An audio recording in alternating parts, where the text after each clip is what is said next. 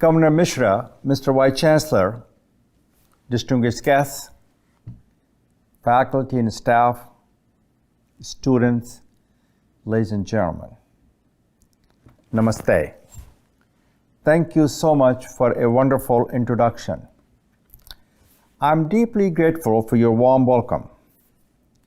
Thank you, Mr. Governor and Mr. Vice Chancellor, for inviting me to give this convocation address. A sense of humility brings us together as we are bonded by shared history and shared heritage. Both of you, Mr. Vice Chancellor, the Governor Mishra, are a source of inspiration, strength, and courage. You provide the broad shoulders upon which we can stand. All of us owe both of you a debt of gratitude for your service and your contribution, which has made MLSU one of the best universities in India. Before I get into my formal remarks, let me acknowledge the Governor Mishra, Dr. C.P. Joshi, Speaker of the Government of Rajasthan, Mr. Rajendra Singh Yadav, Minister of Higher Education, Government of Rajasthan, and Dr. Balram Bhargav, Director General of the Indian Council of Medical Research, Government of India. It is truly an honor and a privilege to share this stage with these distinguished individuals. Now let me say hello to the university faculty, staff, students, their graduates and their families, and friends. It is a pleasure and privilege to be with you virtually for this most significant event. I must state at the outset, however, that I have one regret, and that is that I cannot be with you in person for this special occasion. This pandemic has wreaked havoc in India, in the United States, and around the world. Nevertheless, those of you who are gathering today have persevered, and for that I say congratulations to each and all of you in the MLSU class of 2021, and the best wishes for your next adventure.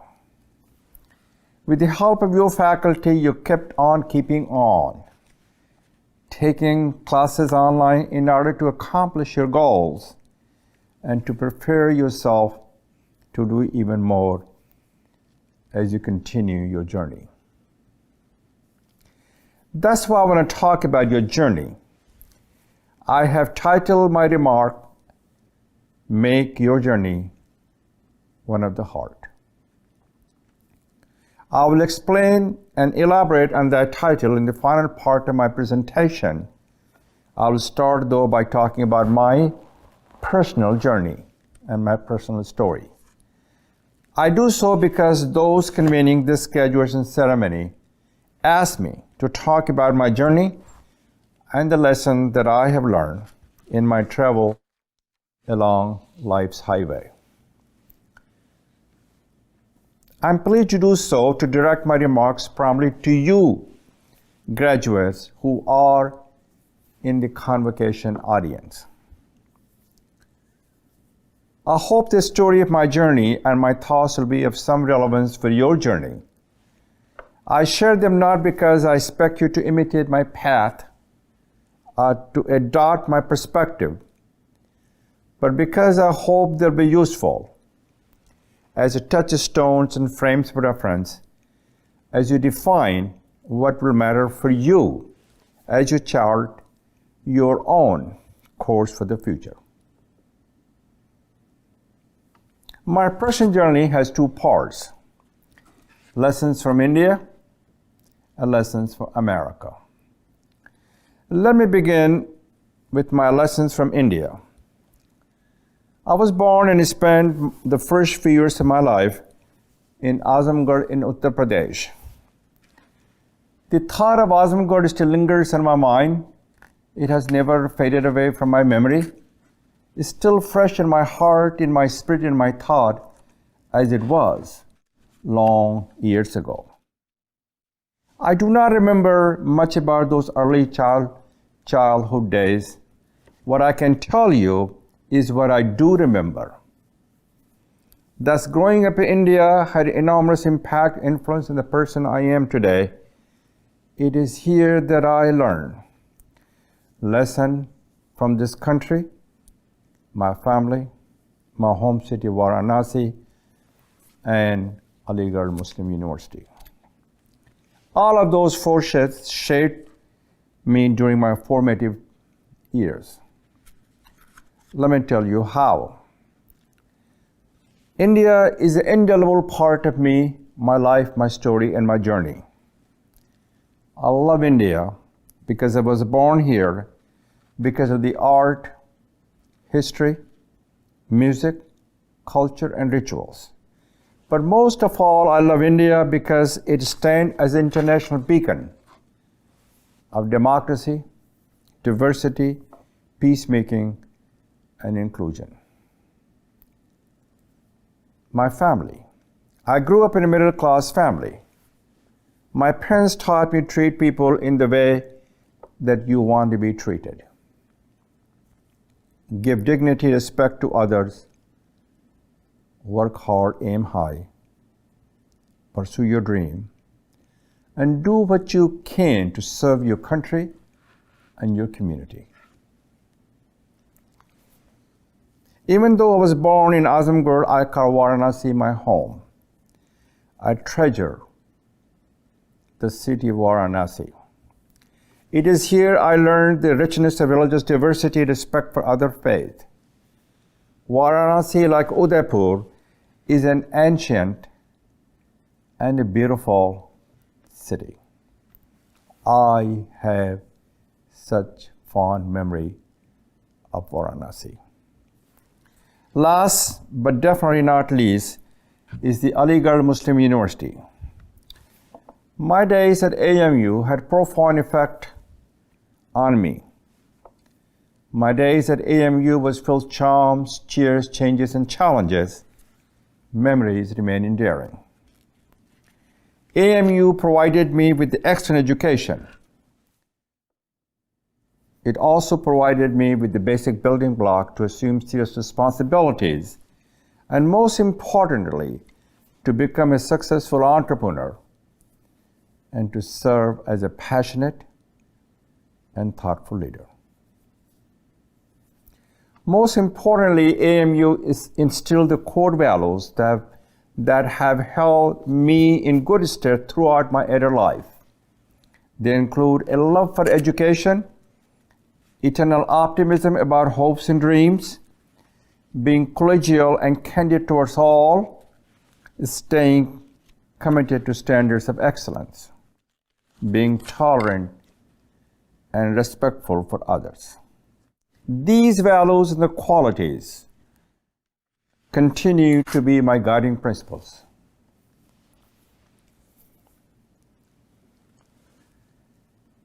Those are my lessons from India. Now let me tell you a little bit about America and the lesson that I learned there. When I went to the United States from India at the young age of 15, I was not quite sure how I would achieve the American dream. But I knew even then that being a business owner would be part of it.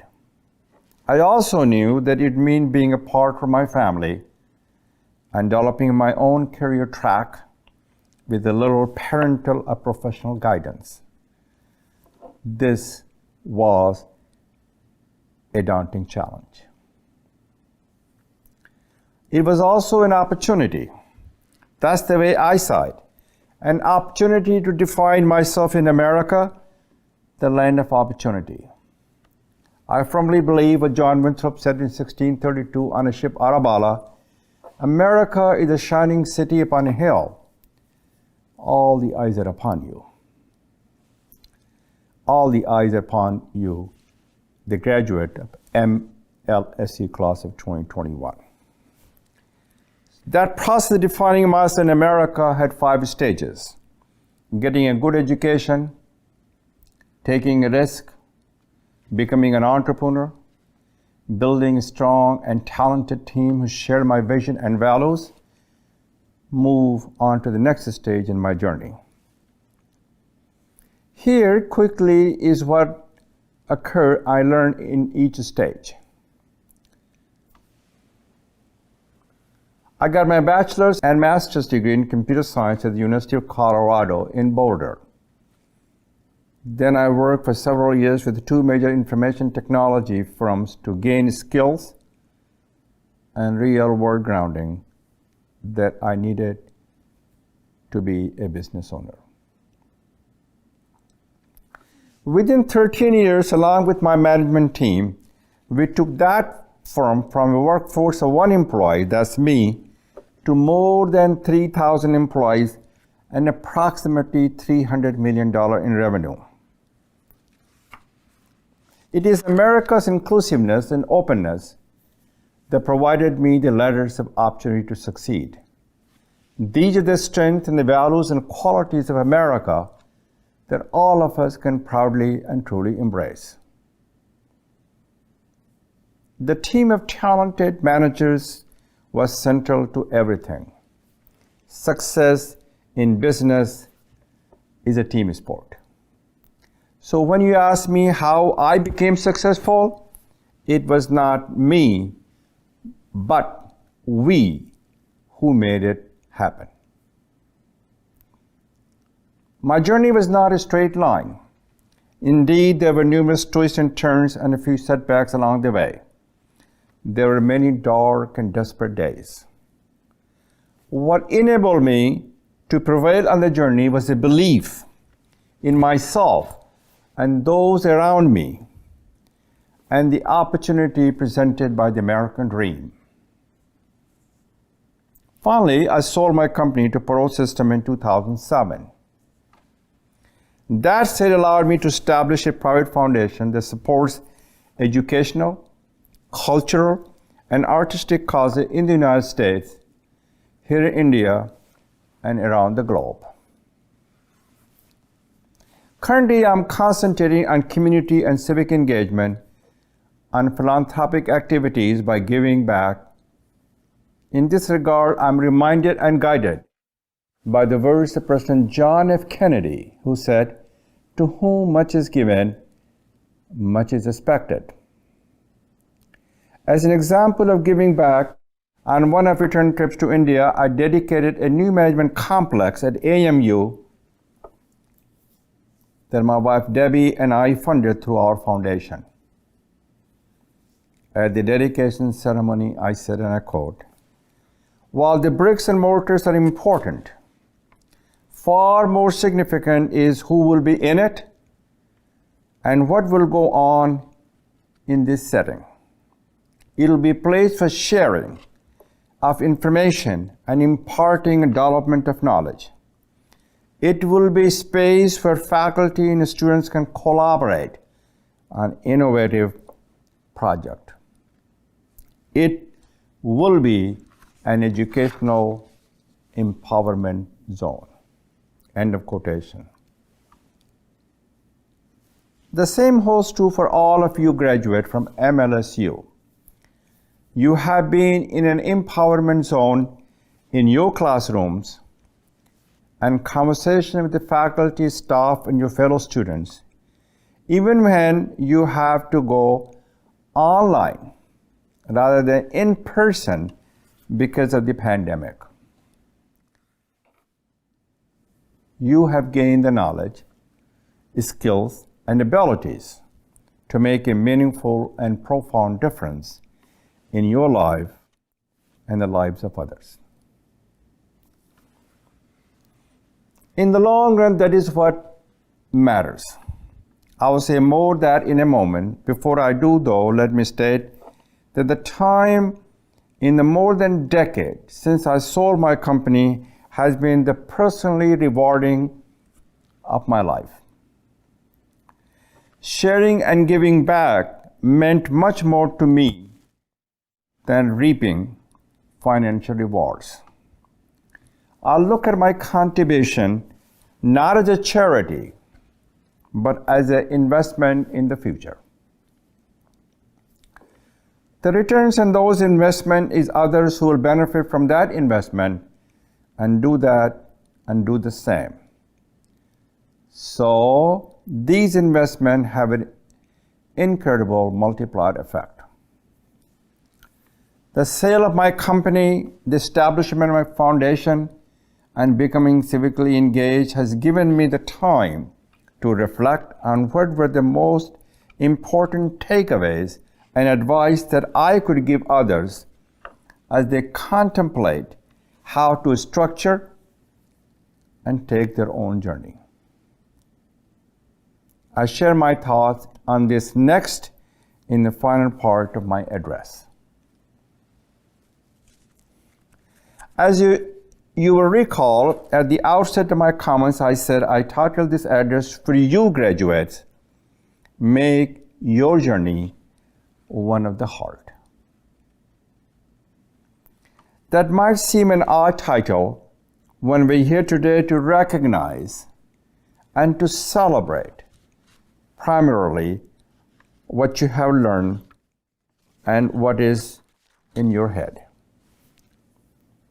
And you definitely have a head start because of graduating from this outstanding university, which in collaboration with its affiliates offers more than 30 undergraduate degrees, 60 postgraduate degrees, 37 PhDs. MLSU has also fostered in you a spirit of inclusiveness, constructive dissent, tolerance, and most importantly, compassion. Therefore, I can say without fear of contradiction that this graduating class, with its diversity and capability, can solve almost any problem and do anything if you put your minds to it and your heart into it. As I look at you graduates, I see the future of India. I see the future of the world. All of you represent India's energy and its optimism and its idealism. You're not just going to define the future of India, you are going to shape the world's destiny as well as your own. In my opinion, it is the heart that will make the difference in what each of you accomplish and what you all can accomplish together. The heart I speak of is an acronym comprised of 5 attributes. The H stands for hope, E stands for empathy, A stands for actualization, R stands for resilience, and the T stands for trust. To repeat, those attributes are hope, empathy, actualization, resilience, and trust. Let me draw upon, amplify the insights of others to explain why each of those attributes are so critical for you in making your journey of the heart, starting with hope.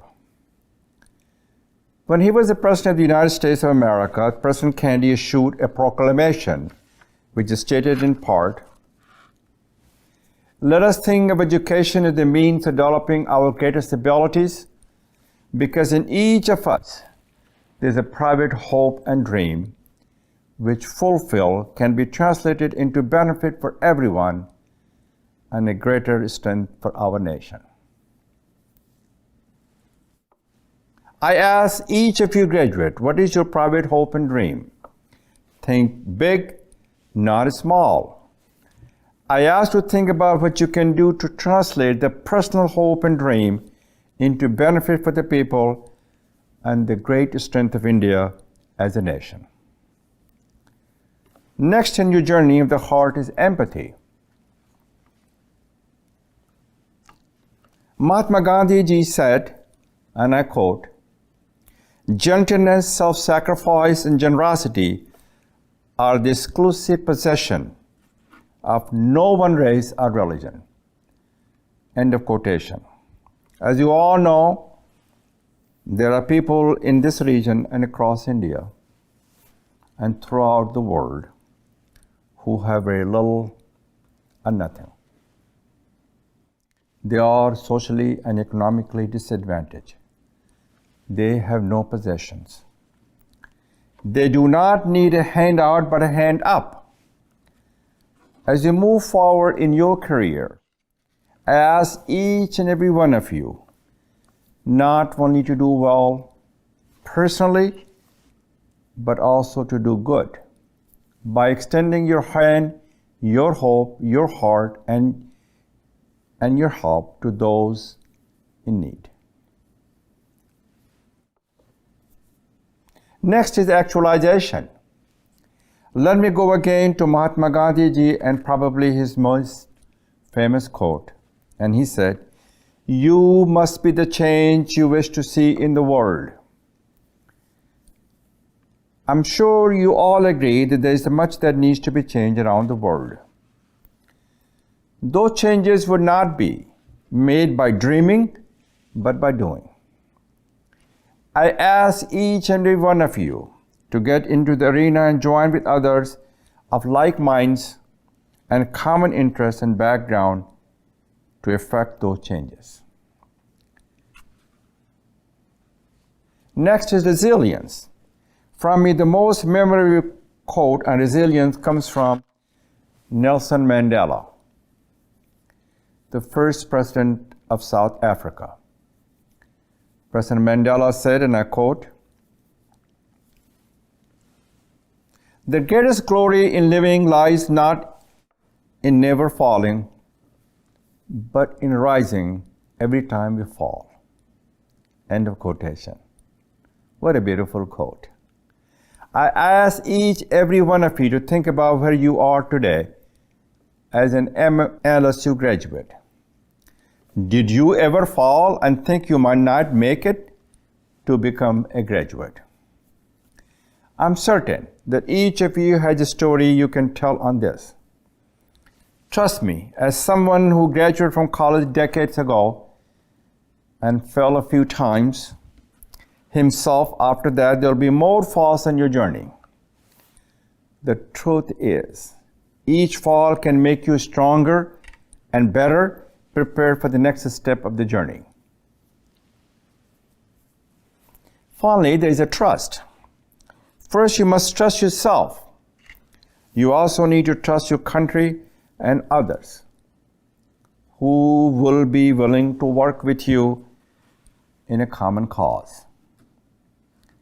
In this regard, I share with you the words of the former Secretary of State of the United States, General Colin Powell, who told a graduating class at Howard University, which is a predominantly African American university, urging them to use their education to get civically engaged.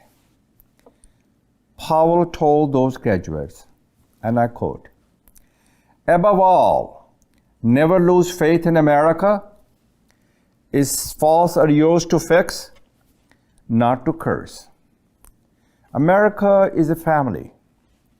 There may be differences and disputes within the family, but we must not allow the family to be broken into factions. From the diversity of our people, let us try strength, not seek weakness." End of quotation. Replace America in that quote with India, it applies equally to the great nation of India as well. As Pandit Malavia ji, the founder of Banaras Hindu University, instructed us, and I quote, "India is not a country of Hindus only, it's a country of the Muslims, the Christians, and the Parsis too. The country can gain strength and develop itself only when the people of India live in mutual goodwill and harmony." End of quotation. I firmly believe India is the strongest when we see that we are all God's children, all equal in His eyes and worthy of His love. We must build bridges, not walls. Our diversity is a strength, and it brings people together. When we are together, we can help shape a better, stronger future for India and the world. India continues its journey towards mutual goodwill and harmony. It needs the help of you, graduate, to complete that journey successfully. I'm confident that if you make your journey one of the heart, in which you elevate hope, empathy, actualization, resilience, and trust, you and India will get to that destination. Saying that I'm confident about that might sound like an overstatement. As I conclude, let me tell you why I do not believe it is, and make a personal request of you. The statement requests are: don't think anything is impossible. No hope should be too high for you to achieve, and no dream should be too large for you to achieve. If you conceive it, you believe it, you can achieve it. If you would have asked me more than 40 years ago, coming from a middle-class family in India, could I achieve and accomplish what I have, I probably have said no.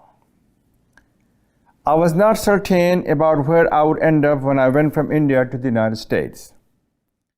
But I knew absolutely that working hard, aiming high, and getting the right education was the key to success. My success is testimony to the fact that anything is possible when you make it your own journey. I'm confident the same will be true for you no matter where you or your family is currently on the economic ladder. A quality education such as that you have received here at MLSU has been the great equalizer, opportunity creator, and liberator for Indian citizens of all religions and race, and for Indians at the bottom rung of the ladder. For those in other rungs of the ladder, a quality education has helped to cultivate the creativity, compassion, and commitment to make the economic ladder stronger, to put more rungs on it, and to enable more people to make their way up it. Therefore, I ask you not to think anything is impossible.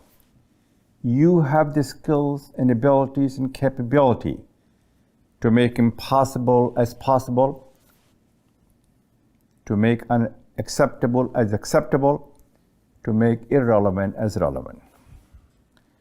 And I must tell you, your best days are ahead of you.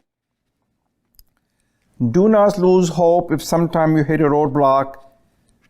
There are numerous stories here in India of the success of the graduates of the modest mean from your institution, MLSU, and other institutions in India.